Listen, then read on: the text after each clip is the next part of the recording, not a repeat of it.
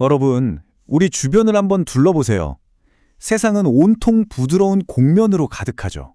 그런데 이 복잡해 보이는 변화의 모양 뒤에 아주 단순하고 아름다운 규칙이 숨어 있다면 믿으시겠어요? 오늘 그 비밀을 함께 파헤쳐 보려고 합니다. 우리가 보통 변화를 말할 때 기울기라는 숫자 하나로 딱 표현하잖아요. 근데요, 산의 언덕이나 계곡, 구불구불한 강줄기처럼 단순한 직선을 훌쩍 넘어선 이 세상의 진짜 모양은 어떻게 설명할 수 있을까요? 이번 이야기는 그냥 수학 공식을 푸는 게 아니라 우리 주변 세계를 완전히 새로운 눈으로 보게 만들어 줄 겁니다. 자, 그럼 한번 시작해 볼까요? 우리의 여정은 아주 익숙한 풍경에서부터 출발합니다. 다들 고등학교 수학 시간 기억나시죠? 변수가 딱 하나일 때 함수를 2번 미분한 이계도함수라는 게 있었어요.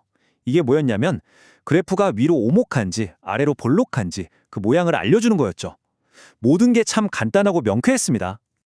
자, 이제부터 문제가 훨씬 더 흥미로워져요. 평면 위에 그려진 선이 아니라 진짜 우리가 발 딛고 있는 풍경 같은 입체적인 곡면이라면 어떨까요? 어떤 한 점이 언덕의 꼭대기일 수도 있고 계곡의 가장 낮은 바닥일 수도 있고요. 아니면 말 안장처럼 한쪽 방향으로 내려가는데 다른 쪽 방향으로는 올라가는 그런 미묘한 지점일 수도 있단 말이죠. 이걸 대체 어떻게 수학으로 붙잡을 수 있을까요?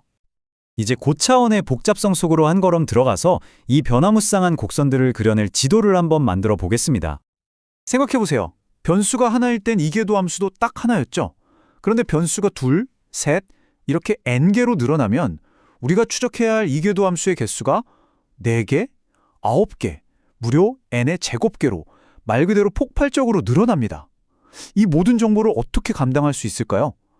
여기서부터가 진짜 이야기의 시작입니다. 이 어마어마한 복잡성을 다루려면 우리끼리 한 가지 약속이 필요해요. 우리가 다루는 함수가 충분히 매끄럽다는 조건, 이걸 C2 함수라고 부릅니다. 이게 뭐랄까 마치 급정거나 급출발 없이 가속도마저 스르륵 부드럽게 변하는 고급 세단을 타는 느낌이라고 할 수 있어요. 수학에서는 바로 이 매끄러움이 앞으로 펼쳐질 놀라운 비밀의 열쇠가 됩니다. 폭발적으로 늘어난 이 n제곱계의 이계도 함수들, 이걸 그냥 막 흩어놓으면 혼동 그 자체겠죠? 그래서 수학자들이 해생열이라는 정말 우아한 도구를 만들었습니다. 이건 복잡한 공식이라기보다는 이 수많은 정보를 깔끔한 격자 모양의 표에 싹 정리해서 한눈에 볼 수 있게 만든 지도라고 생각하시면 딱 맞아요.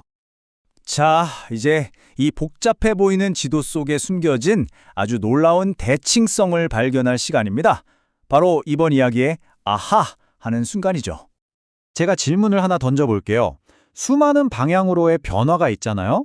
그런데 이 변화의 변화율을 잴 때 어떤 순서로 재는지가 과연 중요할까요? 예를 들어 동쪽으로 먼저 가보고 나서 북쪽으로의 변화를 보는 거랑 북쪽으로 먼저 가본 다음에 동쪽으로의 변화를 보는 거랑 그 결과가 다를까요? 같을까요? 자, 상상해보세요. 어떤 지점에서 동쪽으로 갈 때의 경사도가 있댔죠. 이 경사도가 북쪽으로 딱 한 걸음 움직이면 어떻게 변할까요? 이게 첫 번째 경로입니다. 반대로 이번엔 북쪽으로 갈 때의 경사도가 동쪽으로 딱 한 걸음 움직이면 어떻게 변할까요? 이게 두 번째 경로고요. 어떠세요? 상식적으로는 뭔가 다른 값이 나올 것 같지 않나요? 그런데 정말 놀랍게도 우리가 앞에서 약속했던 그 충분히 매끄러운 함수, 즉 C세컨 함수에 한해서는요, 두 경로의 결과가 언제나 정확히 똑같습니다. 이걸 바로 클레로 정리라고 불러요. 변화를 측정하는 순서는 전혀 중요하지 않았던 겁니다. 그러니까 이게 무슨 뜻이냐면요. n제곱개나 되던 그 복잡한 정보의 절반 가까이가 사실은 똑같은 정보를 다른 방식으로 말하고 있었을 뿐이라는 거예요. 바로 이 숨겨진 대칭성 덕분에 우리의 복잡했던 지도는 갑자기 아름답고 단순한 질서를 되찾게 되는 거죠. 자, 그럼 이 아름다운 이론에 직접 칼을 한번 대볼까요? 아주 구체적인 예를 통해서 이 모든 게 실제로는 어떻게 작동하는지 직접 확인해 보겠습니다. 사실 복잡한 3차원 곡면을 한 번에 이해하기는 어렵잖아요. 그런데 아주 강력한 전략이 있어요. 바로 그 곡면을 마치 칼로 물을 자르듯이 단순한 2차원 단면으로 나누어서 보는 겁니다.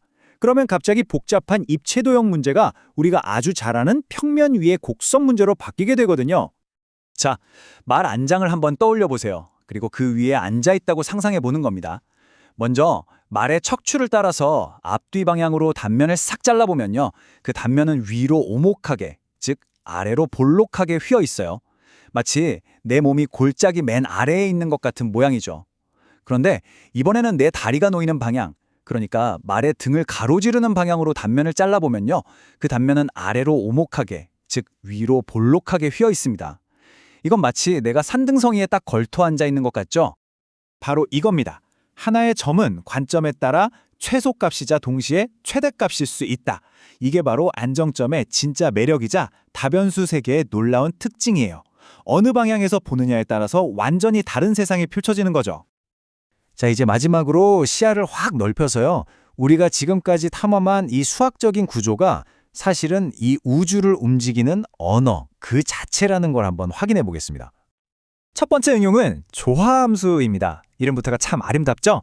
이건 뭐냐면 어떤 함수의 순수한 이계도 함수들, 그러니까 x 방향으로 2번, y방향으로 2번 미분한 값들을 전부 다 더했더니 신기하게도 딱 0이 되는 그런 함수들을 말합니다. 이게 물리적으로는 대체 무슨 의미일까요? 한마디로 평형 상태입니다.